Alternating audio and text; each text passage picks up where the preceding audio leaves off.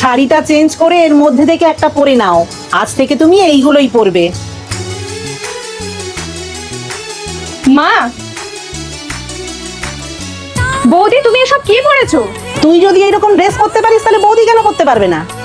মা, তোমার বৌমা আজকে আমাকে যা টিফিন বানিয়ে দিয়েছে না, ওটা রুটি না পরোটা আমি সেটাই বুঝতে পারিনি। বৌদি যেমন পেরেছে তেমন বানিয়ে দিয়েছে। তোর যদি পছন্দ না হয় তুই নিজে বানিয়ে নে না।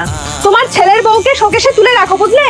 ও তো না পারলেও সব কাজ করার চেষ্টা করে, তুই তো সেটাও করিস না। যত তোর বড় বড় কথা। বৌমা, ওর কথায় তুমি কিছু মনে করো না, আমি তো তোমাকে কিছু বলিনি। বোন, আমাকে ক্ষমা করে দাও। এখন একটু কাজ করতে অসুবিধা হয় ঠিক কথা, কিন্তু তুমি দেখো আমি আস্তে আস্তে সব শিখে যাব। শোন, আমি তোদের মা।